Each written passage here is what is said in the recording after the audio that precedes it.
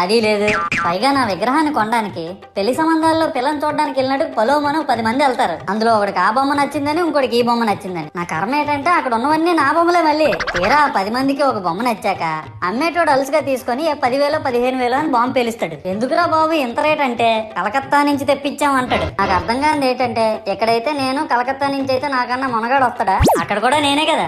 ఇలా నన్ను బజార్లో పెట్టి బేరం ఆడి నా మొహానికి ముసుగేసి వ్యాన్ ఎక్కిస్తారు. ఆ వ్యాన్ డ్రైవర్ గాడు నేనున్నానని కూడా చూడకుండా ఏదో ఆలోచించుకుంటూ డ్రైవ్ చేస్తా గతకల్లో గబ్బి గుబ్బి మని తించేసి నా కాల్లో చెయ్యి ఎరగొట్టేస్తాడు. ఈ విషయం చందాలు ఇచ్చిన చిన్నోళ్ళకి తెలిస్తే మళ్ళీ ఇరిగిపోయిన బొమ్మ పెట్టకూడదని ఏ బొమ్మ రాసి కవర్ చేసేస్తాడు. సరేలే జరిగిందేదో జరిగింది, నా భక్తులే కదా, కూల్ బ్రో అని చిల్లయ్యే లోపు నన్ను పందిర్లో పెట్టి ముసుగు తీసి నాకన్నా పొడుగుండే సౌండ్ బాక్సులు 2 నా చెవులు పక్కన పెట్టి డీజే గణేష్ బ్రో అని చెప్పి నా పాటలను కూని చేస్తారు. సరేలే పిల్లలు కదా, ఇప్పుడు కాకపోతే ఎప్పుడు ఎంజాయ్ చేస్తారు, కాసేపట్లో పూజ స్టార్ట్ చేస్తారని వెయిట్ చేస్తా ఉంటే ఆ 5 రూపాయల వ్రతకల్పన బుక్ చూస్తే